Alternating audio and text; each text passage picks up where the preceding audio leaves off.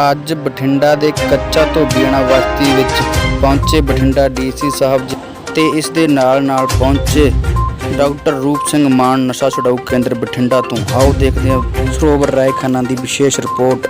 ये यहाँ पे एक लेडीज़ ने एक ग्रुप बनाया हुआ है कि नशे के विरुद्ध में, और ये रूटीन में ही इनमें से कुछ माएँ ऐसी भी हैं जिन्होंने कि अपने बच्चों को खोया है। और ये एक इस बस्ती के ये लेडीज़ ने जो ये ग्रुप बनाया है, इनका मेन मकसद ये है कि इस बस्ती से ये नशे को ख़त्म करवाएं। बार बार ये एडमिनिस्ट्रेशन के टच में, पुलिस के टच में आ रहे हैं और उनसे रिक्वेस्ट कर रहे हैं कि हमें आप हेल्प करिए, एडमिनिस्ट्रेशन की तरफ से हेल्प करिए। तो ये मुझसे भी मिलने आई थी, तो मैंने इनको आश्वासन दिया था कि मैं एक बार आपकी बस्ती में ज़रूर विज़िट करूँगा और वहाँ पे लेडीज़ से जो उनके भी इश्यूज़ है वो मैं सुनने की कोशिश करूँगा। तो उसी पहल के अंदर आज मैं यहाँ पे इनसे मिलने के लिए आया था।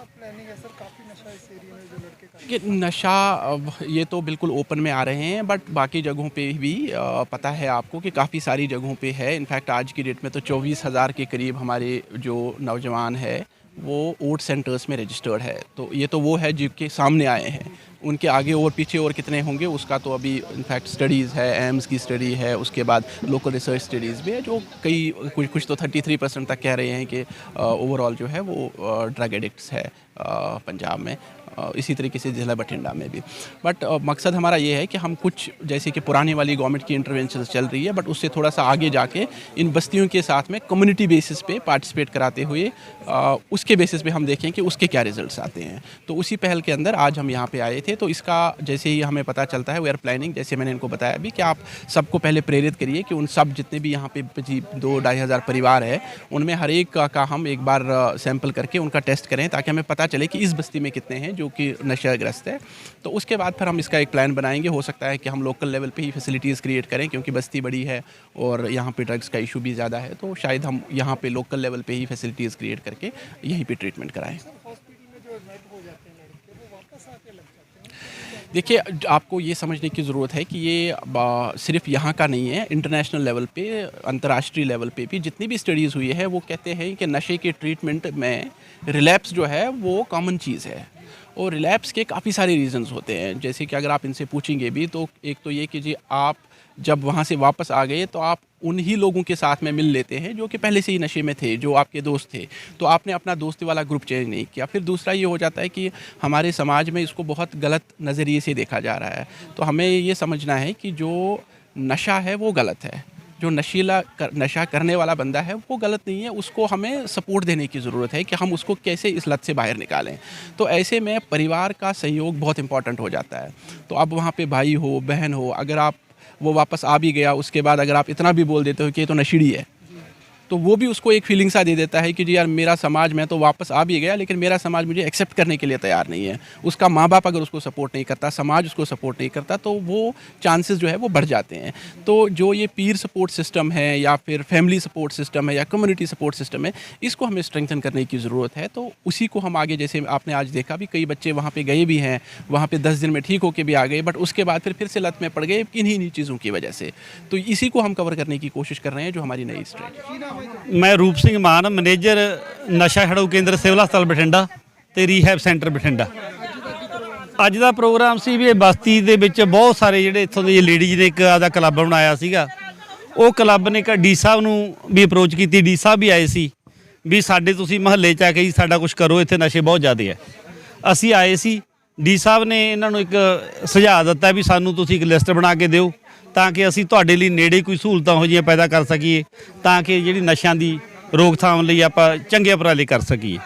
ਉਹ ਤੋਂ ਬਿਨਾਂ ਸਾਡੇ ਅਸੀਂ ਇਹਨਾਂ ਨੂੰ ਦੱਸਿਆ ਵੀ ਨਸ਼ਾ ਛੁਡਾਊ ਕੇਂਦਰ ਜਿਹੜਾ ਬਠਿੰਡਾ ਸਿਵਲ ਹਸਪਤਾਲ ਦੇ ਵਿੱਚ 50 ਬੈੱਡ ਦਾ ਸਾਡਾ ਨਸ਼ਾ ਛੁਡਾਊ ਕੇਂਦਰ ਹੈ, ਜਿੱਥੇ ਅਸੀਂ ਇੱਕ ਟਾਈਮ 'ਤੇ 50 ਬੰਦੇ ਦਾਖਲ ਕਰ ਸਕਦੇ ਹਾਂ। ਅਤੇ ਉੱਥੇ ਆ ਕੇ ਜਿਹੜੀਆਂ ਸਾਰੀਆਂ ਸਹੂਲਤਾਂ ਫ੍ਰੀ ਹੈ। ਕਿਸੇ ਵੀ ਪ੍ਰਕਾਰ ਦਾ ਨਸ਼ਾ ਕਰਦਾ ਹੈ ਉਹ ਸਾਡੇ ਕੋਲ ਆ ਕੇ ਦਾਖਲ ਹੋ ਸਕਦਾ ਹੈ। ਉਹਦੇ ਸਾਰੇ ਟੈਸਟ ਵੀ ਫ੍ਰੀ ਕਰਾਉਣੇ ਆ। ਉਹਨੂੰ ਉੱਥੇ ਅਸੀਂ 15 ਦਿਨ ਰੱਖਦੇ ਹਾਂ। ਜਦੋਂ ਪੇਸ਼ੈਂਟ ਦੀ ਜਿਹੜੀ ਮੈਡੀਸਨ ਘਟ ਜਾਂਦੀ ਹੈ, ਪੇਸ਼ੈਂਟ ਉਹਨੂੰ ਅਸੀਂ ਕਹਿੰਦੇ ਵੀ ਪੇਸ਼ੈਂਟ ਡਿਟੌਕਸ ਹੋ ਗਿਆ। ਉਹ ਡਿਟੌਕਸ ਹੋਣ ਤੋਂ ਬਾਅਦ ਅਸੀਂ ਉਹਨੂੰ ਜਿਹੜਾ ਸਾਡਾ 50 ਬੈੱਡ ਦਾ ਰੀਹੈਬ ਸੈਂਟਰ ਹੈ ਮਾਨਸਾ ਰੋਡ 'ਤੇ ਗਰੋਥ ਸੈਂਟਰ 'ਚ ਕੈਂਸਰ ਹਸਪਤਾਲ ਦੇ ਕੋਲੇ, ਉਹ 10 ਜਾਂ 15 ਦਿਨਾਂ ਤੋਂ ਬਾਅਦ ਅਸੀਂ ਉਹਨੂੰ ਉੱਥੇ ਸ਼ਿਫਟ ਕਰ ਦਿੰਦੇ ਹਾਂ। ਉੱਥੇ ਪੇਸ਼ੈਂਟ ਨੂੰ ਘੱਟੋ ਘੱਟ ਅਸੀਂ ਕਹਿੰਦੇ ਹਾਂ ਵੀ 3 ਮਹੀਨੇ ਰਵੇ ਸਾਡੇ ਕੋਲੇ, ਜਿੱਥੇ ਕੋਈ ਖਰਚਾ ਨਹੀਂ, ਜਿਹੜਾ ਸਾਰਾ ਖਾਣਾ ਪੀਣਾ ਰਹਿਣਾ ਉਹ ਫ੍ਰੀ ਹੈ। ਜਿਮ, ਹੋਰ ਖੇਡਾਂ ਦੀਆਂ ਸਾਰੀਆਂ ਸਹੂਲਤਾਂ ਉੱਥੇ ਹੈ। ਰਹਿਣ ਲਈ ਬੜੀ ਸੋਹਣੀ ਬਿਲਡਿੰਗ ਹੈ, ਉੱਥੇ ਅਸੀਂ ਉਹਨੂੰ ਤਾਂ ਕਿ ਉਹਦਾ ਪੁਨਰਵਾਸ ਹੋ ਸਕੇ ਤੇ ਉਹ ਇੱਕ ਵਧੀਆ ਇਨਸਾਨ ਬਣ ਕੇ ਆਪ ਦੁਆਰੇ ਜਾ ਕੇ ਆਪਦਾ ਵਧੀਆ ਜ਼ਿੰਦਗੀ 'ਚ ਜੀਵਨ ਬਿਤਾ ਸਕੇ। ਇਹ ਉਹਦੇ ਲਈ ਉਪਰਾਲਾ ਹੈ। ਇਹ ਗਵਰਨਮੈਂਟ ਕੰਨੀਆਂ ਜਿਹੜੀਆਂ ਦੋਨੇ ਸਹੂਲਤਾਂ ਹੈ, ਡੀਡਿਕਸ਼ਨ ਸੈਂਟਰ ਤੇ ਰੀਹੈਬ ਸੈਂਟਰ। ਤੁਸੀਂ ਕੀ ਮੰਨਦੇ ਹੋ, ਤੁਸੀਂ ਉੱਥੇ ਰਹਿੰਦੇ ਹੋ, ਬਹੁਤ ਸਾਰੇ ਆਪਣੇ ਜਿਹੜੇ ਨਸ਼ਾ ਕਰਦੇ ਲੜਕੇ ਹੁੰਦੇ ਨੇ ਉਹ ਦੁਬਾਰਾ ਆ ਕੇ ਨਸ਼ਾ ਕਰਨਾ? ਦੁਬਾਰੇ ਮਤਲਬ ਇਸ ਤਰ੍ਹਾਂ ਕਰਕੇ ਇੱਕ ਤਾਂ ਪੀਅਰ ਪ੍ਰੈਸ਼ਰ ਹੁੰਦਾ ਨਾਲਦਿਆਂ ਦਾ, ਇੱਕ ਅਸੀਂ ਕੋਸ਼ਿਸ਼ ਬਹੁਤ ਕਰਦੇ ਆ ਇਹਨਾਂ ਨੂੰ ਵੀ ਰੀਹੈਬ ਸੈਂਟਰ 'ਚ ਰਹਿਣ, ਪਰ ਜ਼ਿਆਦਾ ਜਿਹੜੇ ਹੈਗੇ ਆ ਸਾਡੀ ਕਾਉਂਸਲਿੰਗ ਦੇ ਬਾਵਜੂਦ, ਸਾਡੇ ਸਮਝਾਉਣ ਦੇ ਬਾਵਜੂਦ ਇਹਨਾਂ ਦੇ ਮਨ 'ਚ ਇਹ ਗੱਲਾਂ ਹੁੰਦੀਆਂ ਵੀ ਅਸੀਂ ਤਾਂ ਨਸ਼ਾ ਛੱਡ ਕੇ ਉਹ ਥੋੜੇ ਸਮੇਂ ਬਾਅਦ ਹੀ 10 ਦਿਨਾਂ ਬਾਅਦ ਛੁੱਟੀ ਲੈ ਕੇ ਜਾਦੇ ਜਾਂ ਘਰ ਦੇ ਹੀ ਕਹਿਣ ਲੱਗ ਜਾਂਦੇ ਆ ਵੀ ਜੀ ਸਾਡੇ ਤਾਂ ਸਰਦਾ ਨਹੀਂ, ਸਾਡੇ ਤਾਂ ਇਕੱਲਾ ਮੁੰਡਾ ਹੈ ਜੀ, ਸਾਡੇ ਤਾਂ ਅਸੀਂ ਰਹਿ ਨਹੀਂ ਸਕਦੇ ਜੀ। ਇਸ ਕਰਕੇ ਉਹ ਪ੍ਰੋਪਰ ਟ੍ਰੀਟਮੈਂਟ ਨਹੀਂ ਕਰਾ ਪਾਉਂਦੇ, ਜਿਹਦੇ ਕਰਕੇ ਰਿਜ਼ਲਟ ਥੋੜ੍ਹੇ ਜਿਹੇ ਘੱਟ ਆਉਂਦੇ ਆ। ਕੀ ਪ੍ਰੋਗਰਾਮ ਹੈ ਸਰ ਅੱਜ ਦਾ? ਇਹ ਇੱਥੇ ਜੀ ਮਾਤਾ ਇਸ਼ਰਾ ਵੈਲਫੇਅਰ ਸੁਸਾਇਟੀ ਬਣੀ ਹੋਈ ਹੈ, ਜਿਹੜੀਆਂ ਇੱਥੇ ਲੇਡੀਜ਼ ਭੈਣਾਂ ਹੈਗੀਆਂ, ਇਹਨਾਂ ਨੇ ਇਹ ਸੁਸਾਇਟੀ ਬਣਾਈ ਹੋਈ ਹੈ, ਸਮਾਜ ਭਲਾਈ ਦੇ ਕੰਮ ਕਰਦੇ ਆ। ਇਸ ਥੋੜ੍ਹਾ ਜਿਹਾ ਇਸ ਬਸਤੀ ਦੇ ਵਿੱਚ ਜਿਹੜੀ ਹੈਗੀ ਕਿ ਨਸ਼ੇ ਦੀ ਬੜੀ ਪ੍ਰੋਬਲਮ ਹੈਗੀ, ਬੱਚੇ ਯੰਗ ਬੱਚੇ ਆ, ਕਈਆਂ ਦੀ ਮੌਤ ਵੀ ਹੋ ਗਈ, ਕਈ ਜਿਹੜੇ ਕੰਜ਼ਿਊਮ ਕਰਦੇ ਆ ਨਸ਼ਾ, ਕੰਜ਼ਿਊਮਰ ਹੈਗੇ ਜ਼ਿਆਦਾ। ਉਹ ਤੇ ਭੈਣਾਂ ਨੇ ਕੋਸ਼ਿਸ਼ ਕੀਤੀ ਹੈ ਵੀ ਜਿਹੜੀ ਮਤਲਬ ਇਹ ਬੱਚਿਆਂ ਨੂੰ ਇਸ ਚੀਜ਼ ਦੇ ਵਿੱਚੋਂ ਦਲਦਲ ਦੇ ਵਿੱਚੋਂ ਕੱਢਿਆ ਜਾਵੇ। ਇਹਨਾਂ ਨੇ ਡਾਕਟਰ ਸਾਹਿਬ ਵੀ ਆਏ ਸੀਗੇ, ਡੀਸੀ ਸਾਹਿਬ ਨੂੰ ਵੀ ਬੁਲਾਇਆ ਸੀਗਾ, ਸੈਮੀਨਾਰ ਰੱਖਿਆ ਸੀ, ਅਸੀਂ ਵੀ ਇੱਥੇ ਆਏ ਸੀਗੇ। ਤੇ ਇਹ ਹੈ ਵੀ ਜਿਹੜੇ ਬੱਚੇ ਹੈ ਜੀ, ਹੈ ਤਾਂ ਬੱਚੇ ਹੀ, ਤੇ ਚਲੋ ਕਿਸੇ ਹਿਸਾਬ ਨਾਲ ਕੋਈ ਉਹਨਾਂ ਨੂੰ ਮੈਡੀਸਨ ਦੇ ਕੇ ਜਾਂ ਕਿਸੇ ਹਿਸਾਬ ਨਾਲ ਉਹਨੂੰ ਕਾਉਂਸਲਿੰਗ ਕਰਕੇ, ਕਿਸੇ ਹਿਸਾਬ ਨਾਲ ਮੋਟੀਵੇਟ ਕਰਕੇ ਉਹਨਾਂ ਨੂੰ ਮਤਲਬ ਹੈਗਾ ਜਿਹੜਾ ਵੀ ਮਤਲਬ ਕੋਈ ਇਸ ਦਲਦਲ ਦੇ ਵਿੱਚੋਂ ਨਿਕਲ ਜਾਣ। ਕੁਛ ਕੁ ਬੱਚੇ ਤਿਆਰ ਵੀ ਅਸੀਂ ਕੀਤੇ ਹੈਗੇ ਹੋਏ ਹੈਗੇ, ਅਸੀਂ ਵੀ ਇਹਨਾਂ ਦੀ ਹੈਲਪ ਕਰਾਂਗੇ ਜਿੰਨੀ ਅਸੀਂ ਕਰ ਸਕਦੇ ਹਾਂ, ਹੈ ਨਾ ਜੀ।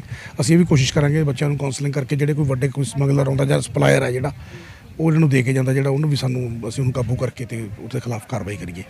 ਆਪਣੇ ਤਜਰਬੇ ਮੁਤਾਬਕ ਕੀ ਸਮਝਦੇ ਹੋ ਵੀ ਜਿਹੜੇ ਬੱਚੇ ਕਿਉਂ ਇਸ ਦਲਦਲ 'ਚ ਫਸਦੇ ਨੇ? ਇਹ ਬੱਚੇ ਪਹਿਲਾਂ ਤਾਂ ਜਿਵੇਂ ਇਹਨਾਂ ਨਾਲ ਅੱਜ ਗੱਲਬਾਤ ਵੀ ਕੀਤੀ ਹੈ ਜੀ, ਸਾਰੀ ਗੱਲਬਾਤ ਹੋਈ ਹੈ, ਪਹਿਲਾਂ ਤਾਂ ਇਹ ਸ਼ੌਂਕੀ ਲੱਗ ਜਾਂਦੇ ਆ ਜੀ। ਸ਼ੌਂਕ ਨਾਲ ਜਿਵੇਂ ਇੱਕ ਲੱਗ ਗਿਆ, ਉਹਨੇ ਕਿਹਾ ਵੀ ਤੂੰ ਕਰਕੇ ਦੇਖ ਇੱਕ ਵਾਰੀ, ਹੌਲੀ ਹੌਲੀ ਜੇ 5-10 ਵਾਰੀ ਕੰਜ਼ਿਊਮ ਕਰਨਾ ਉਹ ਇਹਨਾਂ ਦੇ ਅੰਦਰ ਇੰਨਾ ਬੈਠ ਜਾਂਦਾ ਹੈ, ਤਾਂ ਮਤਲਬ ਇਹ ਵਿਚਾਰੇ ਆਦੀ ਹੋ ਜਾਂਦੇ ਹੈਗੇ।